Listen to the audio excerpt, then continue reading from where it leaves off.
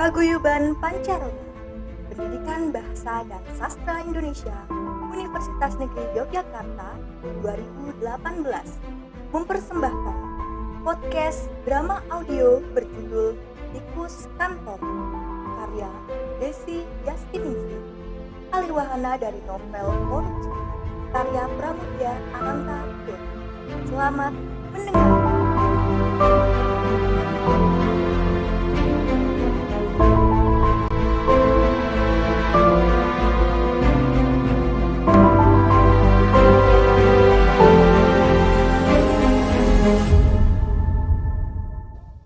Ruangan kantor berukuran sedang, dengan seperangkat meja dan kursi terletak di bagian sisi barat ruangan. Satu lagi di sisi yang berlawanan. Sebuah lemari berdiri di dekat pintu. Bakir dan si Rodah, dua orang yang ada di ruangan. Bakir yang merupakan kepala kantor, dan si Rodah asistennya. Ia belum sepenuhnya pegawai, masih berstatus magang. Masih pagi sudah mulai belajar. Iya Pak, mumpung lagi rajin.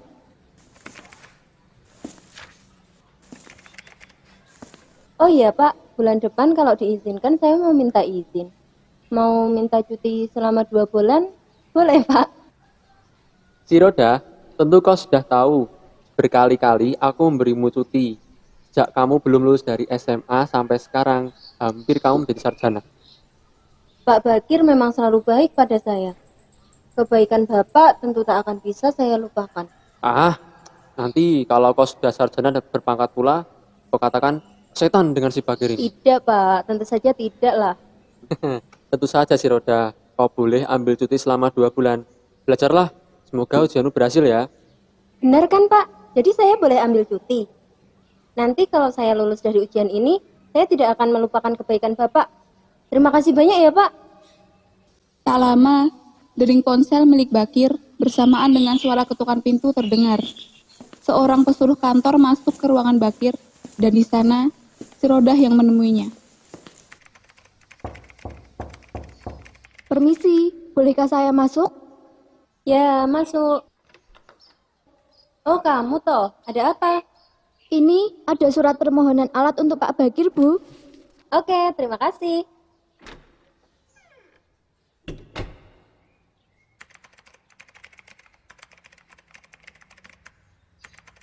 Apa yang diantarkan oleh orang itu? Itu tadi disuruh kantor, Pak. Ya, tadi mengantarkan surat untuk Bapak. Ini suratnya, Pak. Oh, terima kasih ya si Roda. Sama-sama, Bapak. Oh iya, mohon maaf, Pak. Baru saja saya mendapatkan pesan dari sekretaris kantor. Meminta saya untuk mengambil beberapa dokumen. Saya mohon izin untuk keluar sebentar, boleh, Pak? Iya si Roda. Si Rodah keluar dari ruang kantor. Bakir menatap surat itu dengan seksama. Keinginan untuk menambah uang melalui surat itu pun tercipta. Bakir memulai rencananya. Bakir butuh modal untuk melancarkan aksinya. Tumpukan kertas, karbon, dan pita mesin ketik sudah masuk di dalam tasnya, meninggalkan benda lain yang sudah tidak muat dimasukkan dalam tas Bakir. Hari sudah sore. Bakir pulang menggunakan sepeda tuanya. Ia pergi menuju Pasar Senen. Perlu waktu 15 menit untuk perjalanan dari kantor menuju pasar. Benar-benar malu aku harus menjual kertas bekas di pasar. Semoga tidak ada orang yang mengenali aku di sini. Bakir berjalan mencari penadah barang bekas, lalu berhenti di satu lapak. Berapa tuan mau jual? Berapa kau mau beli? Ini 100.000. Bawalah cepat. Apa-apaan kau? Barang segini banyak kau kasih harga 100.000. Sinting. Loh, lu orang mau berapa? Zaman sekarang cari cuan susah. Kalau tidak mau, angkutlah barangmu ke lapak lain. Gak apalah. Setidaknya dengan uang 100.000 ini, aku bisa membeli dasi, semir sepatu, rokok kaleng, dan sewa taksi. Di perjalanan, Bakir menabrak seorang anak sekolah. Terlihat kerumunan orang berkumpul untuk menyaksikan kejadian itu. Itu Pak Tua pengendara sepeda. Ya Allah Gusti, seragamu suwe.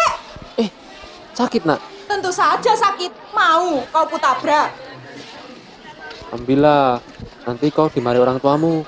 Uang ini bisa untuk membeli seragam baru. Tidak mau, Pak. Mau kuantar pulang? Tidak usah, Pak. Tidak. Sudah, biar saya sajalah yang antar. Sampean ini kebanyakan ngomong. Ini sedikit uang untuk berobat. Ah, rasa-rasa sampean pikir saya miskin. Anak itu langsung mengambil tasnya dan perlahan berjalan menerobos keramaian. Begitu pula dengan Bakir. Ia mengambil sepedanya dan pergi menembus kerumunan orang.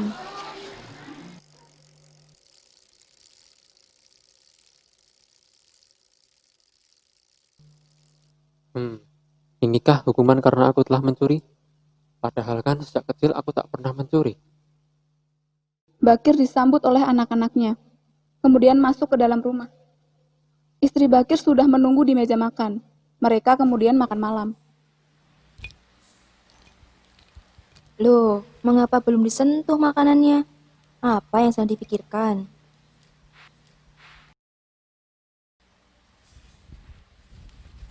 Bagaimana, Pak? Anak-anak masih bisa lanjut sekolah. Ya, tentu saja.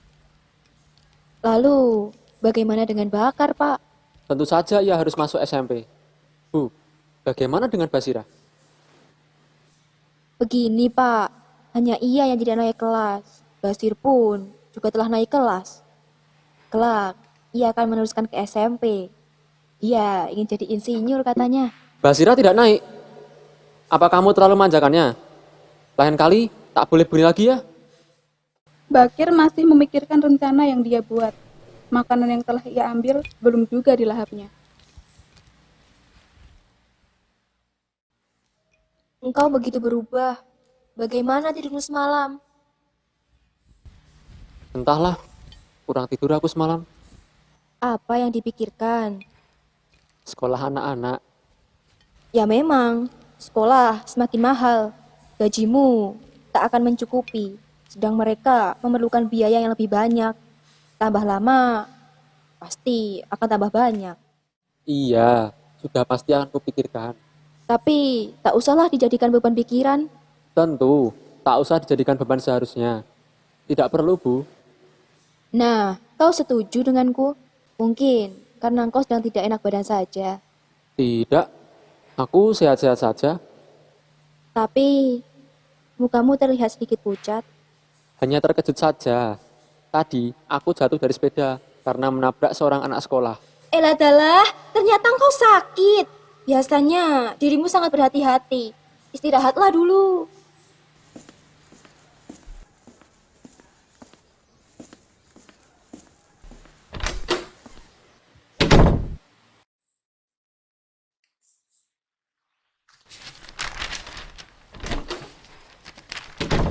Kok belum tidur juga sih, Pak? Kamu perlu istirahat. Segeralah tidur. Sebentar, ini masih ada pekerjaan yang harus diselesaikan. Lalu, kertas apa itu yang kau hitung-hitung? Oh, ini hanya peralatan kantor, Bu.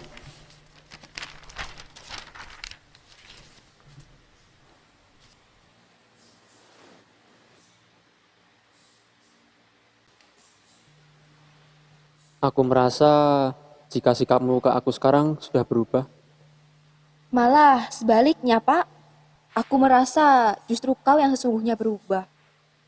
Pak, aku melihatmu selalu tampak gelisah dalam 2 hari ini. Kurasa bukan karena anak-anak hendak bersekolah yang kau gelisahkan. Ada hal lain yang aku tak tahu. Apakah itu? Banyak pekerjaan di kantor, Bu. Bakir kembali merasa bimbang dengan rencananya. Dikeluarkan sebungkus rokok dan diambil 1 batang kemudian dibakarnya. Kertas coretan tadi ditaruh di bawah bantalnya. Tanpa sadar, uang Rp100.000 hasil penjualan terjatuh dari kantong. Dari mana uang 100.000 ini? Hadiah dari teman. Kenapa dia memberimu uang? Dapat lotrekah dia? Iya, Pak, sudah lama kita tidak makan ayam. besok ajalah kita makan ayamnya. Uang ini akan kupakai dulu. Kapan toh, Pak, kita bisa makan enak tanpa harus mikir ini itu? Begini, Bu. Sebenarnya kita ini bisa hidup lebih baik. Ya, cuma cara kita mencari rezeki saja yang tak sesuai dengan zamannya. Mesti harus bersiasat. Kalau tidak, ya habislah kita. akan begini-begini saja. Lihat tuh, si Herman, bekas sekretarisku. Sekarang ia telah hidup berkecukupan, punya rumah bagus, mobil mewah, dan anak-anak pun sekolahkan kemana-mana. Juga Burhan. Sebenarnya kita itu bisa seperti mereka, kalau kita mau, Bu. Engkau tidak berniat kan? Berniat apa? Korupsi. Loh. Malah bicara tentang korupsi itu gimana toh, Bu? Ngeri aku membayangkannya. Kau seorang pegawai tinggi, punya kekuasaan, dan engkau sesungguhnya bisa saja berbuat itu. Tak kuasa aku jika membayangkan namamu disebut-sebut dalam koran sebagai koruptor. Alah, mikir apa toh kamu itu? Sama suami kok prasangkanya buruk terus. Pak, aku sungguh khawatir jikalau engkau ada niat untuk berbuat korupsi. Si Rodah, asisten Bakir, sudah berada di kantor lebih awal. Sebuah koran sudah berada di genggamannya.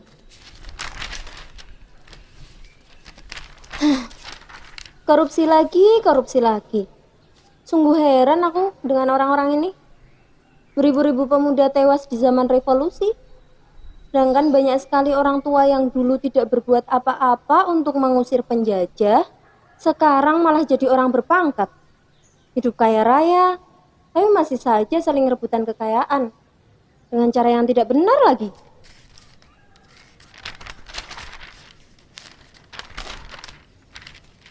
Tak puas apa mereka ini? Sudah diberi kemerdekaan, tapi malah memanfaatkan kebebasan hanya untuk melakukan korupsi. Edan. Mencuri hanya untuk kejayaan. Memakan yang bukan hak mereka lagi. Seperti tikus saja. Beruntunglah saya karena tidak terjadi korupsi di sini.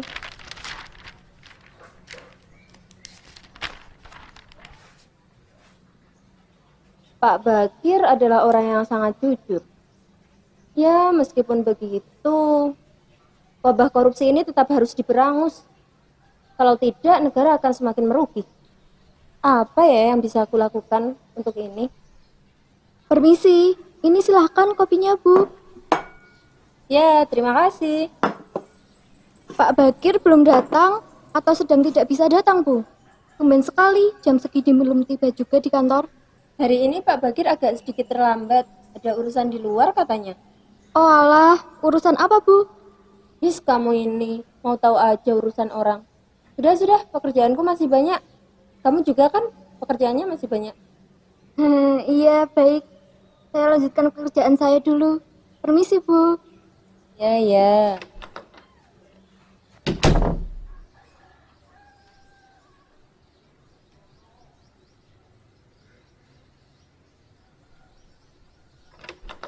Selamat pagi, si Roda.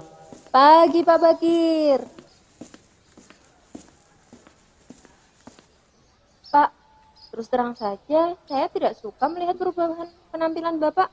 Rasanya kok aneh ya, Pak? Apakah karena dasi dan sepatu yang kupakai ini? Dulu pun aku memakai kemeja putih dan dasi hitam, seperti umumnya pegawai negeri. Tak ada salahnya kan jika sekarang aku berdasi. Sepatu mengkilatkan juga lebih enak dipandang. Salah sih tidak, Pak. Tapi kelihatannya tidak serasi. Nggak sesuai, Pak.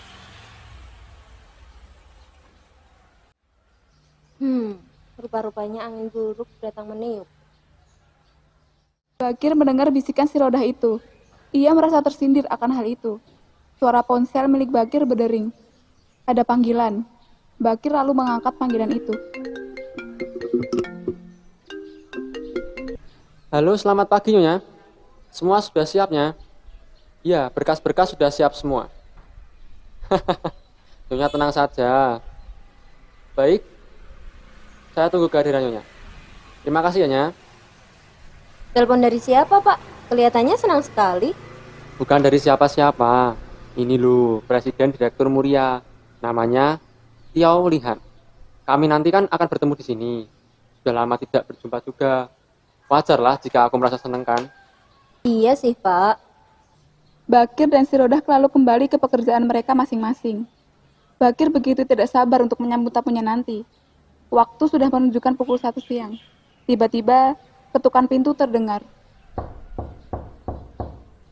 Permisi Pak Bakir, ada orang yang katanya hendak bertemu dengan Bapak. Oh, iya. Biarkan dia masuk. Bakir membenarkan letak dasinya. Tak lama, pintu terbuka. Seorang perempuan keturunan Tionghoa masuk.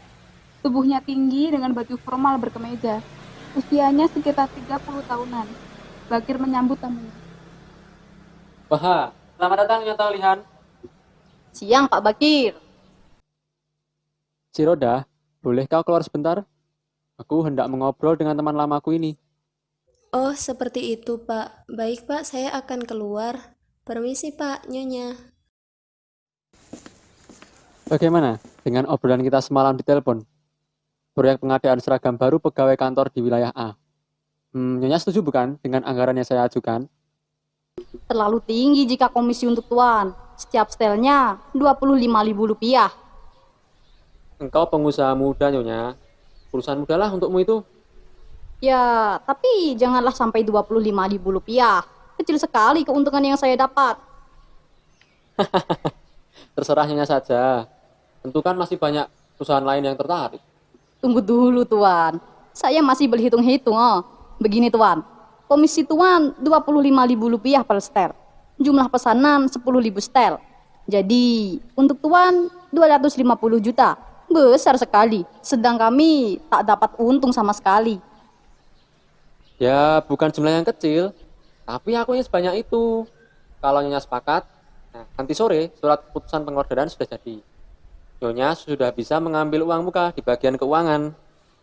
Baiklah, tapi tolong pertimbangkan. Harga jual grosir per setel Rp200.000. Dikurangi Rp25.000 untuk komisi tuan. Jadi Rp175.000 per setel. Harga itu selisihnya kecil sekali dengan modal kami. Nyaris tak ada keuntungan buat kami. Bisa saja kan? Nyonya itu hanya tinggal tulis harga jualnya. Rp250.000. Jadi harganya dinaikkan. Iya, negaranya akan bayar. Bukan Nyonya kan?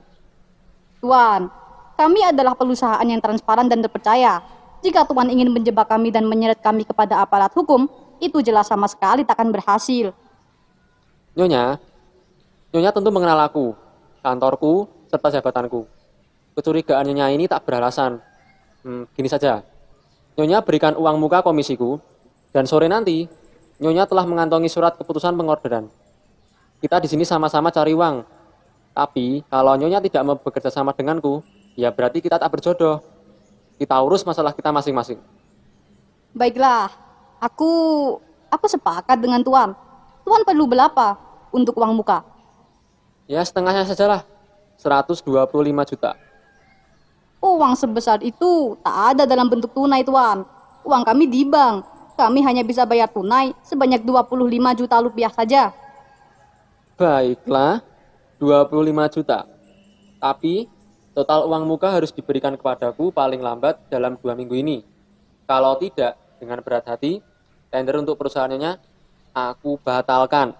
Oh, tenang Tuan. Tuan tak usah khawatir.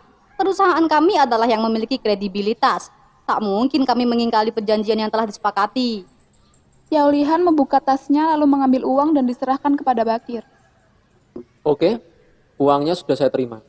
Terima kasih ya, Nyonya. Ya Tuan, terima kasih kembali. Tamu itu kemudian pergi meninggalkan kantor. Wajah Bakir nampak begitu sumringah dan tenang. Waktu ke waktu, Bakir terus melancarkan kecurangannya.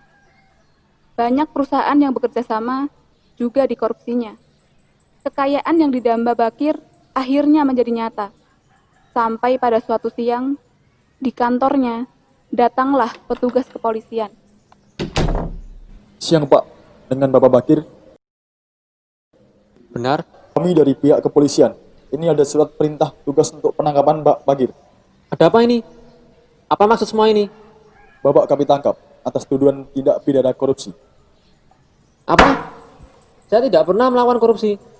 Siapa yang berani melaporkan saya? Saya Pak. Si Roda, kau yang melakukan ini? Tega-teganya kau kepadaku. Atasanmu sendiri. Atas dasar apa kau berani melaporkanku? Kertas-kertas ini menjadi bukti kejahatan Bapak. Saya sudah curiga dari awal. Maaf Pak, saya sempat menggeledah laci Bapak. Dan kecurigaan saya ternyata benar. Bapak melakukan korupsi besar-besaran. Sekali lagi maaf Pak, saya harus melaporkan Bapak. Korupsi harus dihancurkan. Tikus-tikus kantor seperti Bapak tidak bisa dibiarkan.